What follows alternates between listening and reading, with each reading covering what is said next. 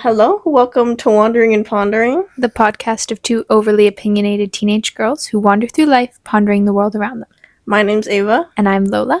And today's episode is called, Was That a Shanking?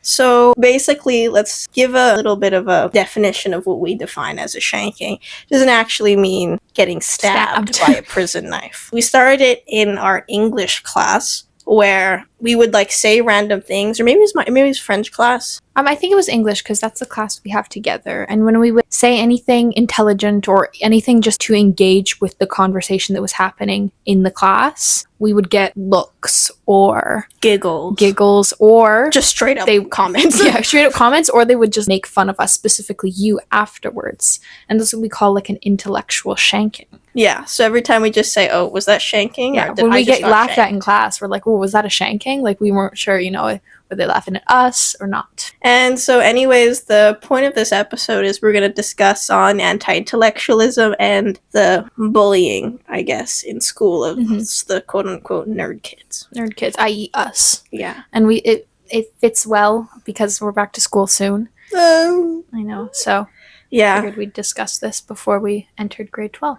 Yeah, so just a little bit of background. Me and Lola happen to not be a part of the quote-unquote popular kids. When we use that term, we're using it ironically. It's very important that that's, understood. My sister's always, making fun of me. She's like, you and your popular kids. But, it's an ironic term. We just mean we're not part of the large mainstream group of the school. Yeah, because my mom always asks about it. These kids are not actually popular. They're not actually well-liked by anyone.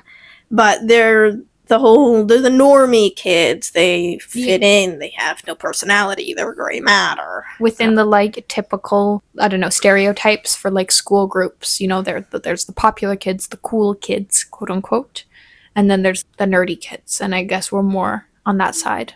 Yeah, I've always been disliked in our high school for having a personality, and it started. People disliked me in the beginning because the ones that know me from elementary school, if they weren't my friends, I unfortunately had a bad reputation, which was kind of my fault, but I grew from it, and it was never that bad.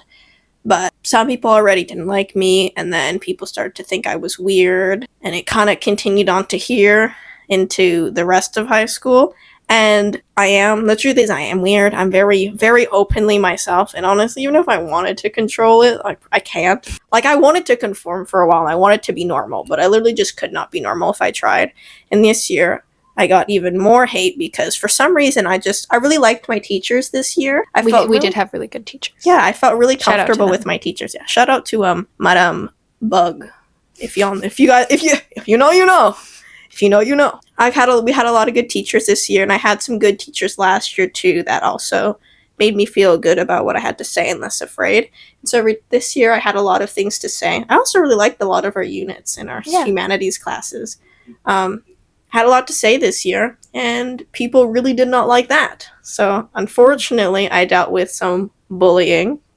And we're or specifically Ava, but just the so-called shankings that we experience in school, I think, are very good examples of the current rise of anti-intellectualism that's just been happening around the world, due to multiple factors that we'll discuss, and then eventually we're going to link this to the larger political climate at the moment. Yeah. So I guess you're kind of. I'm the special guest on my own podcast, and we will. That's a little bit of a spoiler from here on out. We will occasionally be having guests on our podcast that have interesting point of views and perspectives on certain topics we're talking about. Mm-hmm. So that's a little teaser for you. This is an intro to that with one of our hosts. Yes.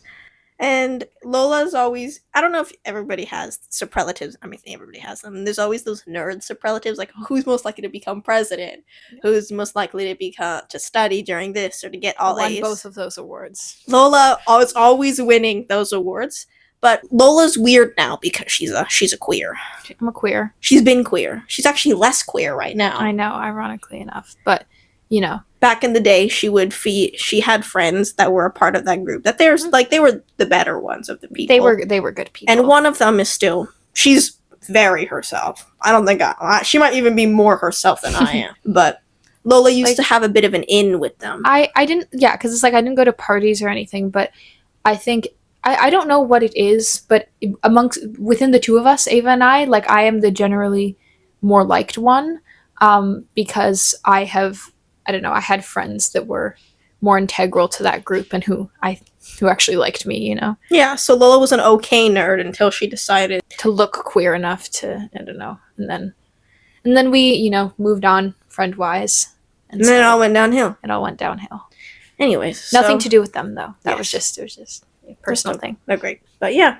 So I think we're probably going to start this episode off on just quickly discussing a couple experiences and what it's like, because anti-intellectualism starts in school. I mean, it has to do everything with school and education. Because that's how we learn to be, that's where we learn to be intellectuals. It's where we learn to think. And then if you refuse to do this, and then on top of that, mock people who are trying to develop their brains, then you're just kind of like ruining the rest of your life. Yeah. So why don't we start out with Ava? You can explain your top shanking experiences, like what induced them, how did it make you feel, that kind of stuff. So I've kind of always had them in school, but I didn't like participating in class because I was always afraid of people laughing at me, because I did get like made fun of, and not so much bullied, but I was always kind of made fun of just for being kind of weird. So I was always afraid people were judging me because they were. But after I gained some confidence in what I knew, because I started to do research, and I enjoyed researching things and becoming knowledgeable and reading books, then I had a really good teacher that was always really good at defending me in class when I wanted to speak. He gave me a new outlook on explaining myself. And then I had another really good teacher this year who was like, she was very openly about like, do what you do. Her class was probably the most like philosophical of all the ones that we had. Unless you even my philosophy class. There you go. And we would have lots of discussions, and she would encourage everyone to participate. But then when you did that, it would often not end up so nice for you. Yeah. So the first one was in, I think, our first unit in school. And it was, I don't know if anybody has read it. If you haven't, you should. It's like, I think it's one of the best books I've ever read. It's called The Stranger or The Outsider. I personally prefer The Outsider. I think that it's L'étranger, Albert Camus. That name or really... Albert Camus, if you're a Camus. But it was a really good book, and I felt really, really passionate by it. And unfortunately this year, a lot of my classes had the quote-unquote popular kids in them, so my class was very, very saturated with them. And my teacher ended up doing this debate where we, it's the class thing, like, oh, you go on this side of the room if you agree, that side if you don't, in the middle if you don't really know. And one of the questions, I was talking a lot during them, but those were in the more popular places, there's other people talking, and I just got the normal reactions, like people just giggling at me and rolling their eyes, which like hurt my feelings. But that had been happening to me for years, because people always thought I was a weirdo. That's also like important to note that like that's just like a normal experience for you. That's about the extent as it would that would happen to me, is like, people would laugh at you for answering questions in class and sharing your opinions, and the fact that that's just like so normalized is really sad. Yeah. Gives me a tough skin, I guess. But one of the questions was a super controversial one. And it was, is if the character is moral. And I think the teacher added to our time, like in our times. And everybody went to the no side, because we had gotten to the point in the book, I'm not going to spoil, but where he does some questionable things that you don't really agree with. And everybody went to the no side, which if you think about it pretty briefly, then like, yeah, that makes sense. Basically, if you don't think about it, then that's the opinion you have. Or even if you think about it, you might come to that opinion, but if you think really hard, you could understand where I was coming from. And then, so I was on the yes side, that he is moral.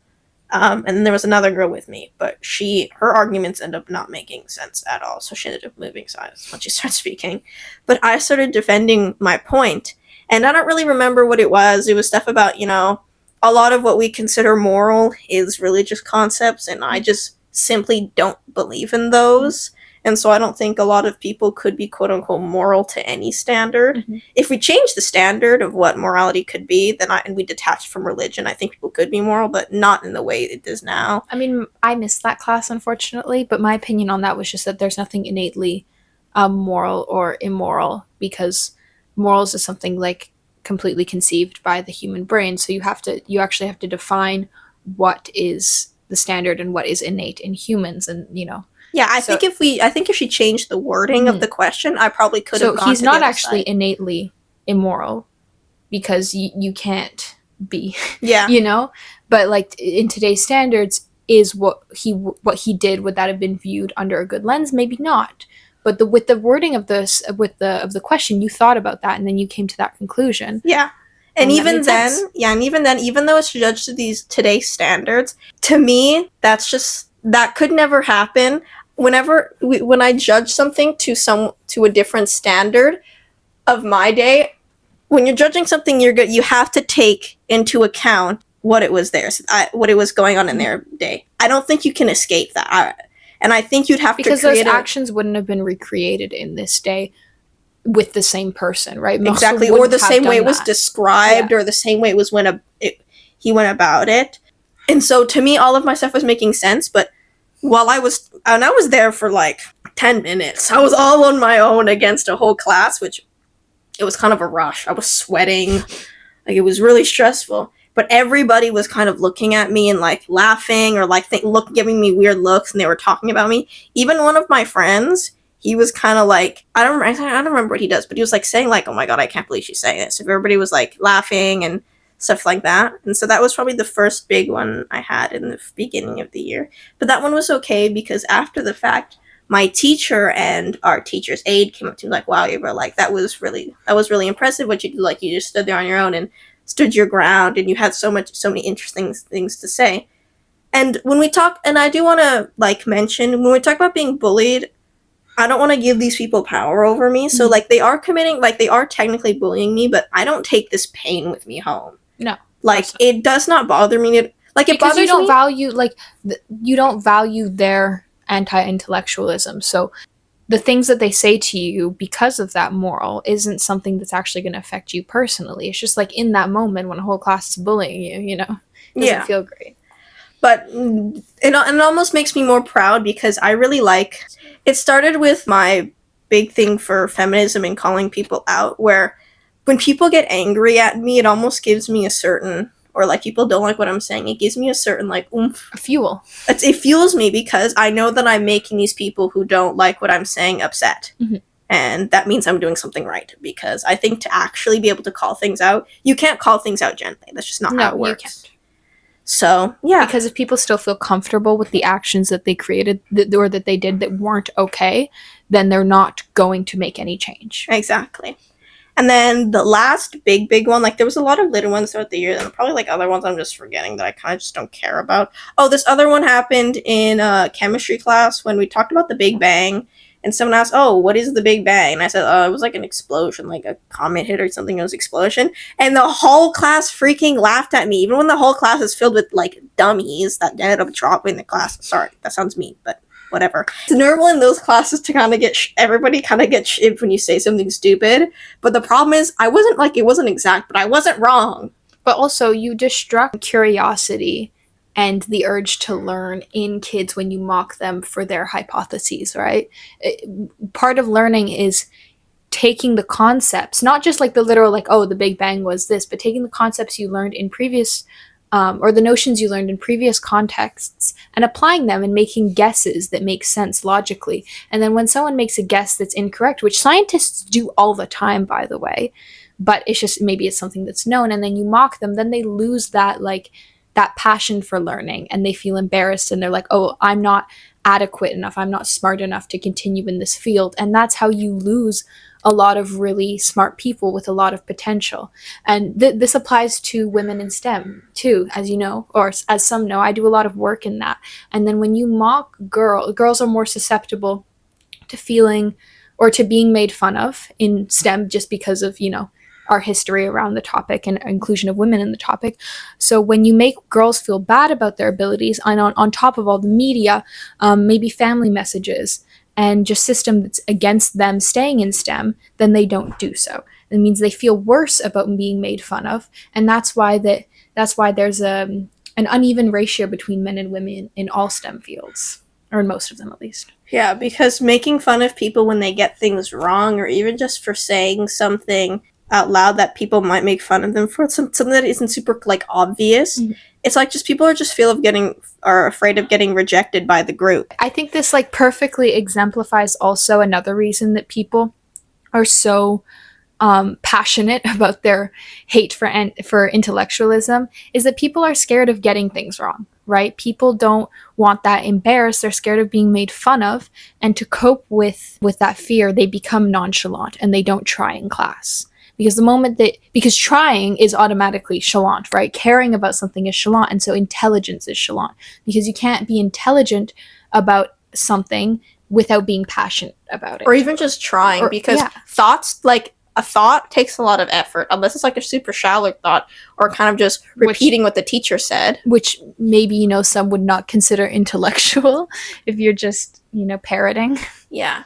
So it's just kind of crazy, because you can't participate in school, or you can't just have something you care about that isn't cool. Mm-hmm. Like, you can be smart, but only if you're cool, or you can only be smart if you're only trying to a certain degree. Like, we know some people that kind of do what we do, and like they like care about feminism, and they care that's about it, actually. Yeah, just that.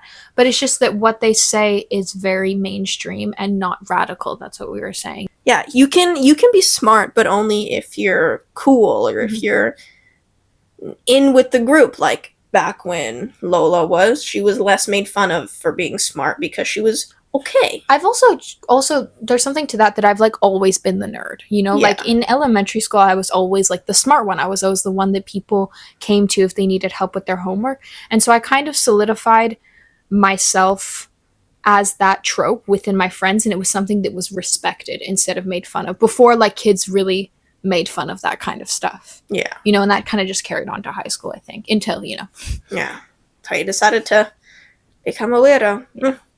But yeah, because we know people who speak, and when they speak and they answer questions, they want to say intelligent things.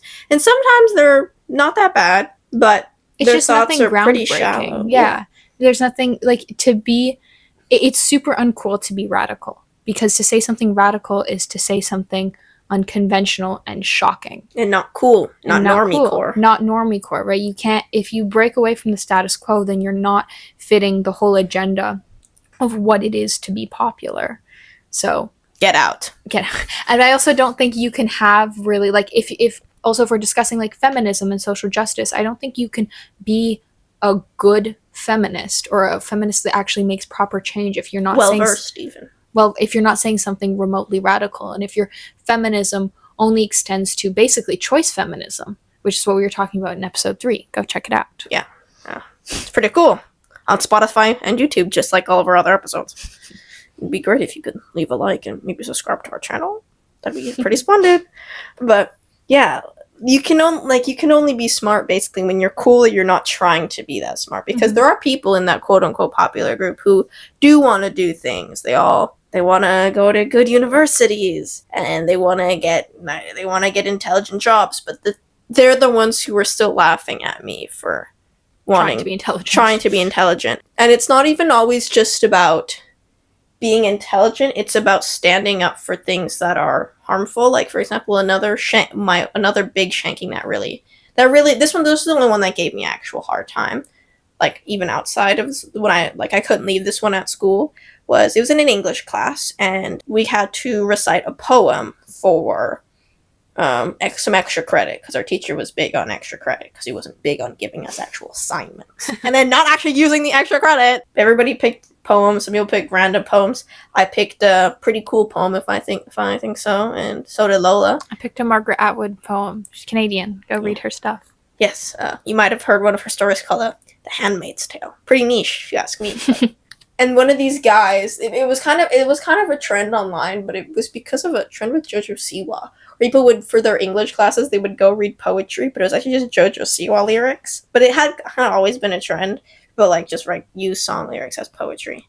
But one of the guys in our class, he went up and he started reciting his poetry, and I think it was rap lyrics. And it was super inappropriate, super graphic. Very sexual. Very sexual, but the problem is they're not even just sexual, because I'm okay with sexual stuff doesn't bother me, but it's the type of sexual that was demeaning towards women, and I honestly... Derogatory, yeah. And I just couldn't do it, and so I raised my hand. I actually didn't even raise my hand. I just spoke, and I said, "Mr. Teacher, can you make him stop? I'm uncomfortable. Mhm. And when I said You that, didn't even say it that loudly. It was just like, this is like uncomfortable for everyone. And everyone agreed with you, like, by the way.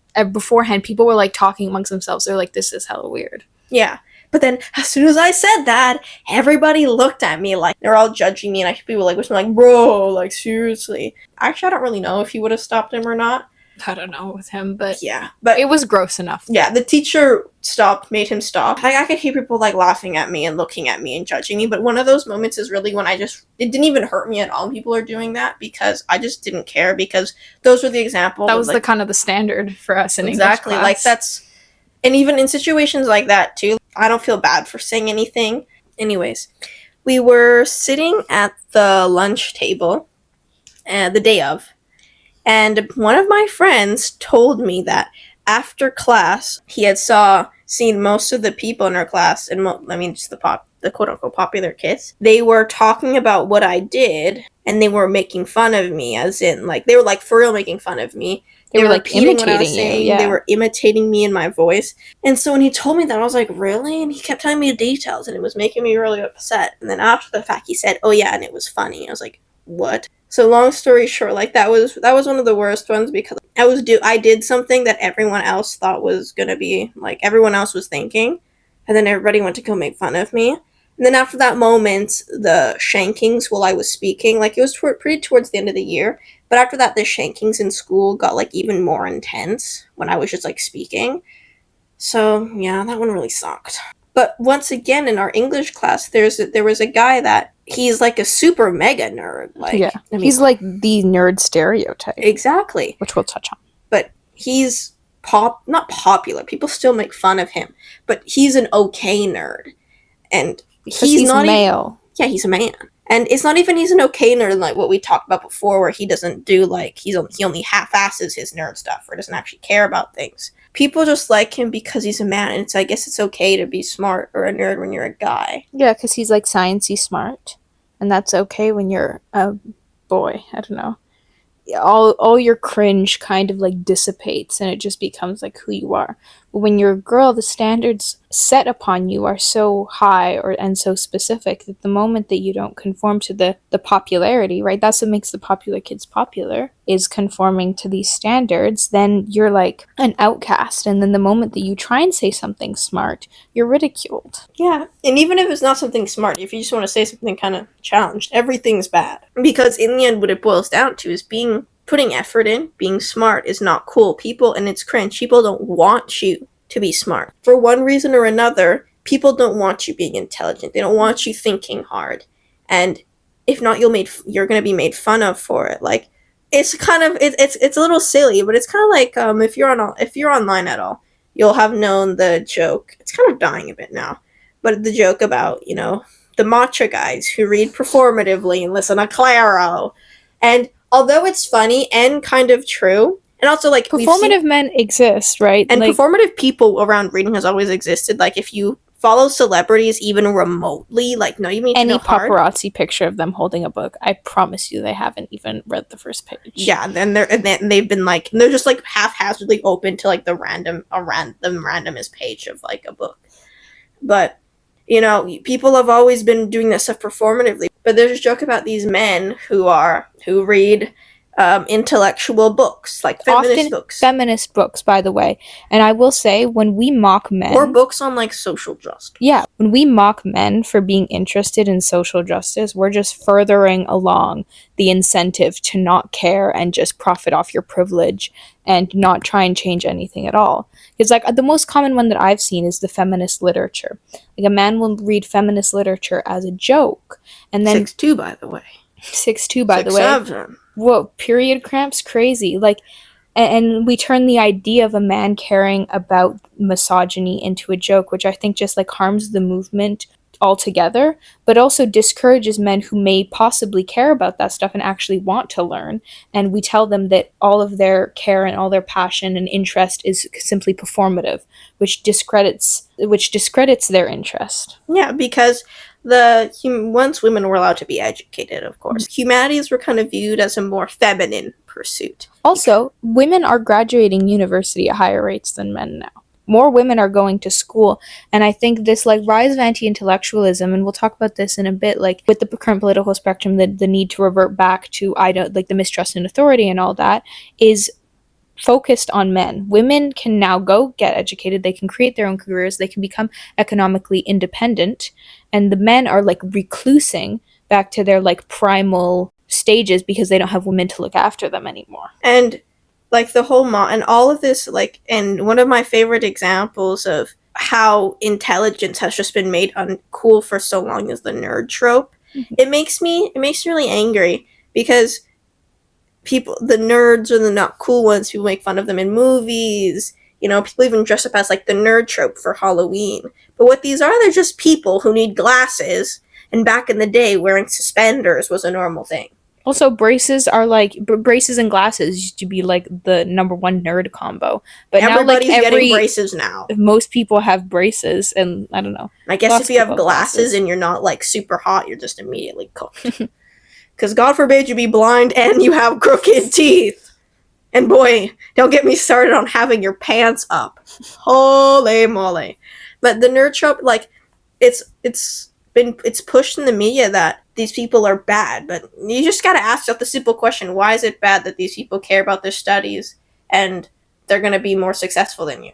Why is that a bad thing? Becoming passionate in any topic that's, you know, any intellectual topic has become like routine mockery, and it doesn't make any sense because like this is just someone who is invigorated by learning, which is something that everyone should be, by the way. Yeah, and you don't have to be invigorated by learning about philosophy, math, science. You can be interested in other things like sports. We have a friend who's really into baseball stats, and they seem very, very complicated. That's hella So you nerdy. can get into baseball stats, and you can get into sports combinations and formations and I don't know. Unfortunately, I'm not nerdy, and I'm not a cool nerd that has the dichotomy of being nerdy and athletic. I can't with sports. There's so many things you could want to become knowledgeable about. It doesn't just have to be the stereotypical quote-unquote nerd things, because the truth is they're not always going to interest you. Sometimes the stuff that I care about, I end up having to learn about things just to like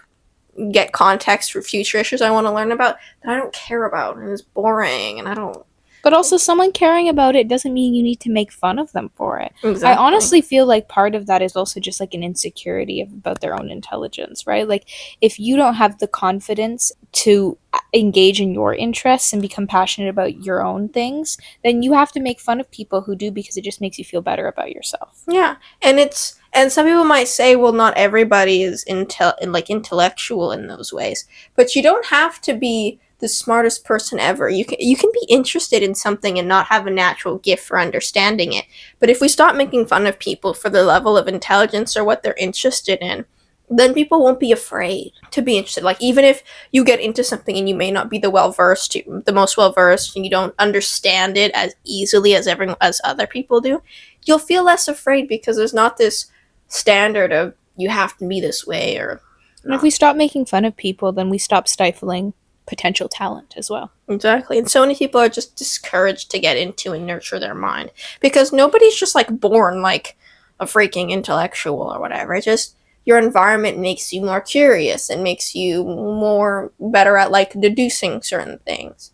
But people don't want to do that, or they're not put in those environments because it's not cool, it's nerdy, you don't want to be that way. Another factor that, this is just like a personal assumption, but I think the fact that education and acquiring knowledge has become so much more accessible nowadays makes it so that not acquiring knowledge becomes cool, right? Because it used to just be the rich that were educated, or like some super, super talented guy, and it used to be a very exclusive thing. But now it's easier to know things, so it's actually quite difficult to not know things.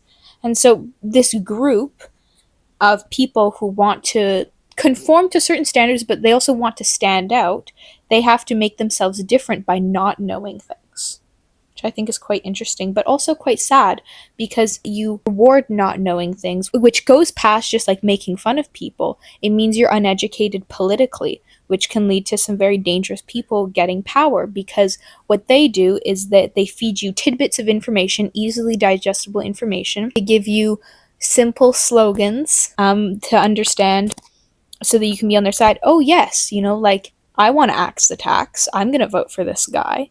But you don't actually bother to dive deep into their policies and understand who you're voting for. Because I have no problem with the democratic process. If everyone was educated and everyone voted for who actually represented their concerns the best and someone that I didn't want to be in power won, I would have no problem with that. But it's when politicians feed on the fact that people don't want to understand anything, and they weaponize this actually and encourage it within populations so that they can get in power and make more money and stuff. Yeah, and it helps to push agendas because learning in school and questioning things and being trying to be intelligent while you're in school, it gives you powers of like the power of deduction, critical thinking. I think people tend not to realize as much how much these politicians have like power over our everyday lives, and they will, and not only just for their own like well-being of getting voted into office, or is they can use it to push their own agenda and literally change a worldview because they can actually control what goes into the education system, because knowledge is power and they can teach you whatever they want. And if you don't learn to question them, and if we don't even start at the ground and teach people to question them so bad people don't get into power, or once they do, we can stand up to them, I think our world will quite literally crumble. And people won't always like to use the excuses of Elon Musk and Zuckerberg and these rich people. Yeah. All I know is that Elon and Zuckerberg did not go to university. Well, they did, by the way. They just dropped out. And they didn't just go to university. They went to freaking like Harvard and these elite schools that you could not get into. Actually, Elon Musk went to Queens. Oh. Interesting enough. You want to go there. Yeah. I mean, he also want to go. You could be the next Elon Musk. I don't know if that's a good thing. I personally don't want to become the next Elon Musk. Some of these people do. That's a red flag. But they use the excuse, at least with Zuckerberg. Like, Zuckerberg's the big one, too, before Elon was There was popular. A movie made about him, too. You should watch it. It's really good. Oh, I will then. David Fincher. Yeah.